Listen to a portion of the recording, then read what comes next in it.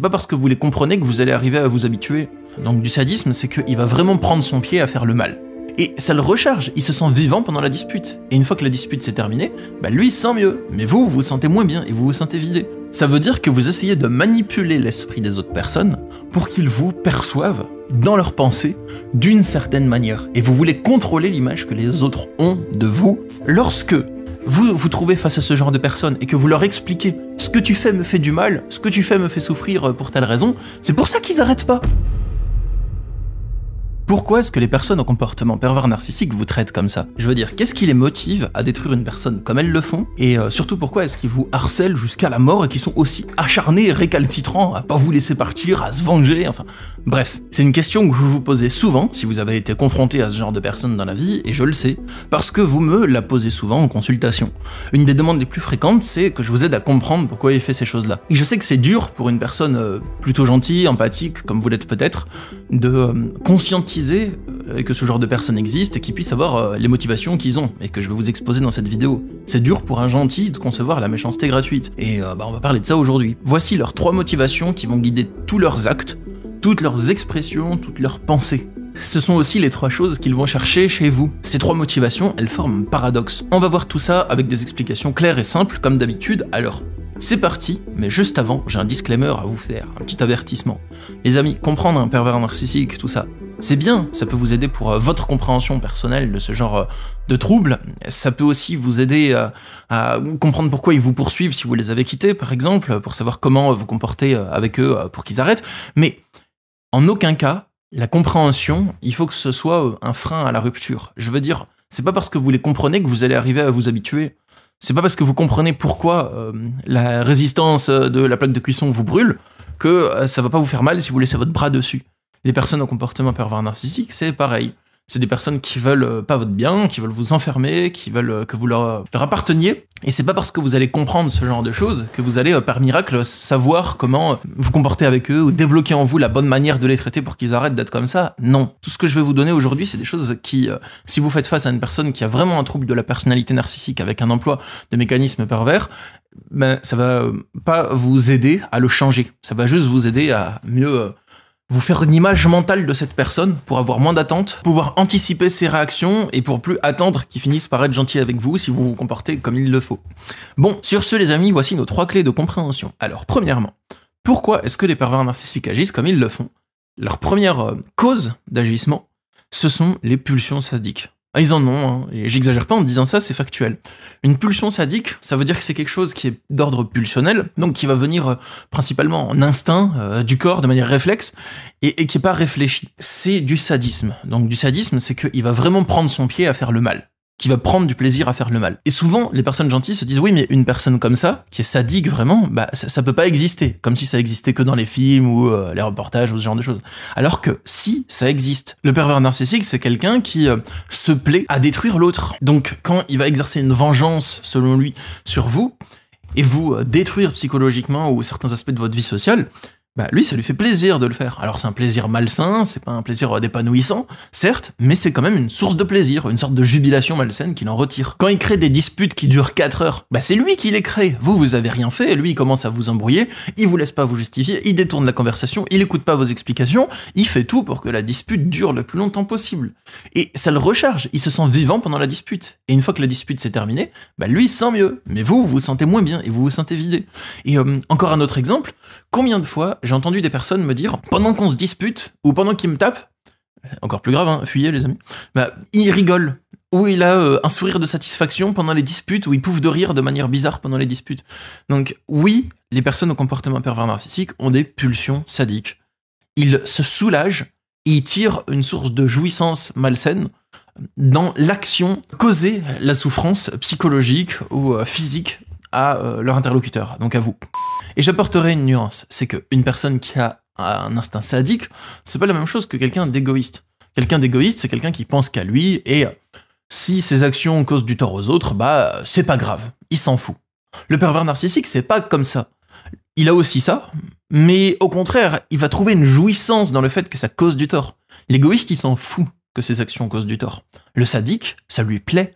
Donc c'est pour ça que lorsque vous vous trouvez face à ce genre de personnes et que vous leur expliquez ce que tu fais me fait du mal, ce que tu fais me fait souffrir pour telle raison, c'est pour ça qu'ils arrêtent pas. C'est parce que vous leur expliquez comment vous faire du mal et lui ça lui plaît, donc il continue. C'est ça le déclic à avoir dans le cerveau. Vous voyez les amis?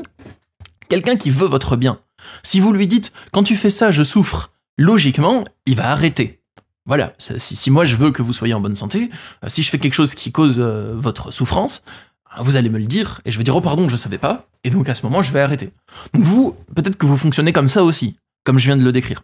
Donc votre réflexe, ça va être de croire que le pervers narcissique, il fonctionne comme vous, et quand il vous fait du mal, vous allez avoir le réflexe de communication saine, de lui expliquer « Quand tu fais ça, ça me fait souffrir, peux-tu arrêter ?» Et lui, il arrête pas, il continue, de plus belle même.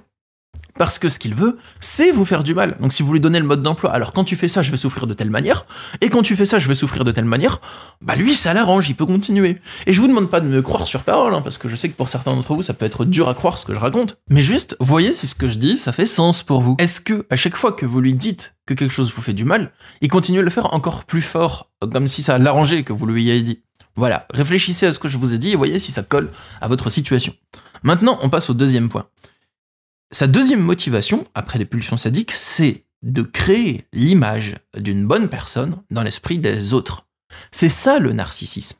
Là, on a vu surtout la perversion, mais le narcissisme, ça veut dire une attention démesurée portée à l'image de soi.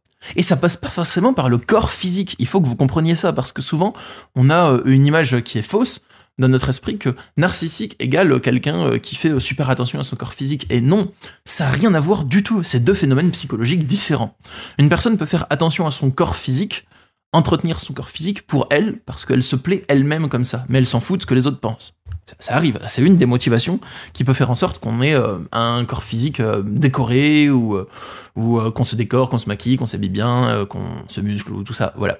Le narcissisme, c'est que vous essayez de créer une image de vous dans l'esprit des autres qui ne correspond pas à ce que vous êtes vraiment, et que vous le faites de manière démesurée, donc en plus que ça va nuire à certains autres aspects de votre vie. Ça veut dire que vous essayez de manipuler l'esprit des autres personnes pour qu'ils vous perçoivent dans leurs pensées d'une certaine manière. Et vous voulez contrôler l'image que les autres ont de vous. C'est ça, le narcissisme. Alors oui, ça peut passer par une bonne apparence corporelle, parce que souvent, une belle personne, on a l'impression que c'est une bonne personne, mais c'est souvent pas le cas, hein. Voilà.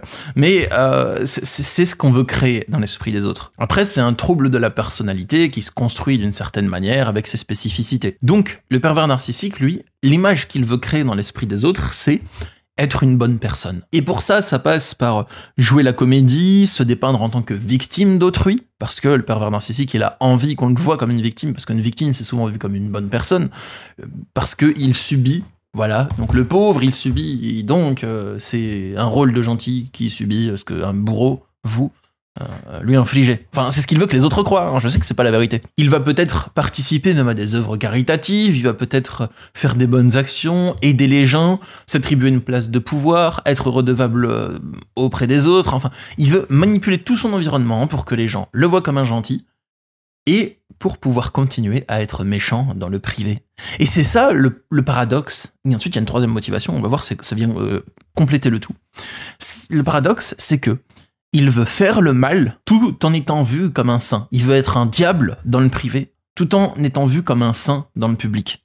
C'est ça qu'il fait. Avec vous, c'est le diable, on va dire. Et il fait sortir les manifestations les plus sadiques de sa personnalité lorsqu'il est avec vous. Il vous fait du mal en vous disant que c'est vous qui lui faites du mal et que c'est vous qui l'avez mérité, en jouant sur la culpabilité. Il vous harcèle, il vous poursuit, il manipule vos enfants contre vous. Enfin, il fait tous ces trucs vraiment malsains et vraiment horribles. Mais en public, il veut passer pour un saint, une bonne personne, une victime de vous. Et sa troisième motivation, justement, c'est se persuader lui-même qu'il est une bonne personne. Et ça, c'est probablement le cœur de sa folie. Parce qu'il se ment à lui-même pour se persuader qu'il est une bonne personne et que ce qu'il fait, c'est juste, et que vous l'avez mérité, et que de toute façon, il ne fait que se défendre, et il ne fait que réagir à ce que vous lui infligez, donc c'est normal qu'il vous traite comme ça. Et ça, il se le dit à lui-même. Et il s'auto-persuade lui-même que c'est vrai. Pourtant, ça ne l'est pas. Mais il s'auto-persuade que c'est vrai. Et ça ne l'est pas parce que c'est pas parce que vous le traitez d'une telle manière que lui il vous traite comme ça. Factuellement, c'est pas vous le responsable, c'est son organisme le responsable. Peu importe la manière dont vous le traitez, c'est lui qui est responsable de comment il va réagir à cette information et comment il va agir en conséquence. Vous voyez? Si vous m'insultez, je suis responsable. Est-ce que je vais vous casser la gueule? Ou est-ce que je vais vous insulter en retour? Ou est-ce que je vais vous dire que c'est mal? Ou est-ce que je ne vais rien dire? C'est moi qui choisis. Et je peux exercer mon pouvoir sur mes émotions. Je suis capable de le faire. Que ce soit facile ou pas, j'ai cette capacité. Mais lui, il nie qu'il a cette capacité. Et il s'auto-persuade que tout ce qu'il fait, il est légitime de le faire, et qu'il est sain, et que c'est juste qu'il le fasse. Donc ça, c'est ces 3 motivations. C'est les motivations principales. C'est vraiment le noyau qui va guider toutes ses actions. Donc son discours intérieur est fait pour s'auto-persuader en permanence qu'il a raison, et qu'il n'est pas en tort. Ses actions sont faites pour créer des moments d'intimité, et des climats en huis clos dans lesquels il va exercer ses pulsions sadiques. Il va être méchant avec vous, il va faire d'une manière détournée, et ensuite, toutes ses actions, ses paroles, ses dires, ses mimiques, ses comportements, sa gestuelle vont être orientés pour capter l'attention des autres personnes et se faire passer pour une bonne personne. Il ne fait que ça. Avant de vous laisser, j'ai quand même 2 mentions honorables à faire, 2 autres motivations secondaires, on va dire. Ça, c'était vraiment le noyau, mais sinon, on peut aussi noter qu'ils n'agissent que dans leur intérêt personnel immédiat. Il va pas agir sur le long terme. Je veux dire, sur le long terme, si je veux une réussite professionnelle sur le long terme, si je veux des amis sur le long terme, si je veux une réussite sentimentale sur le long terme, il va falloir que je sois une personne plutôt saine, que je sache m'affirmer quand il le faut, surtout dans le niveau professionnel, on va dire. Mais sinon, il faut que je sois une personne plutôt saine, une personne plutôt gentille. Enfin, c'est de la logique. Si vous traitez bien vos amis, ils vont aimer vous revoir. Donc oui, des fois, faut dire les choses, faut oser dire non, tout ça, mais il faut rester quelqu'un de sain. Mais lui, il réfléchit pas comme ça.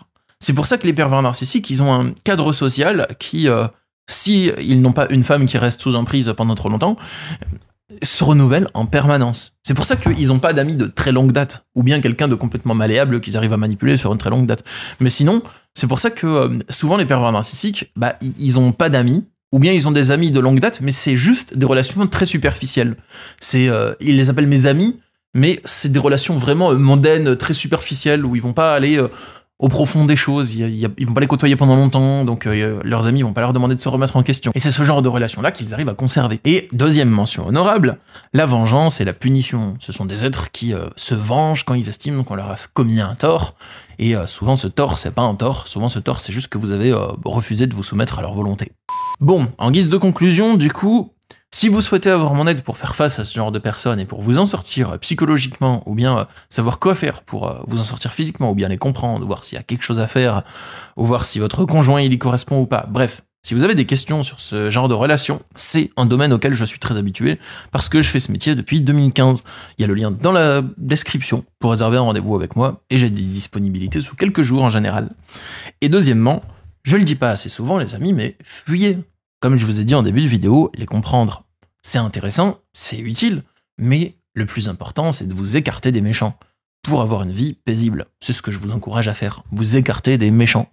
C'est une phrase qui peut sembler enfantine, mais franchement, c'est vrai. Moi, j'ai pas envie d'avoir des méchants contrôlants, autoritaires, despotiques, boudeurs, râleurs, vengeurs, qui, dans ma vie...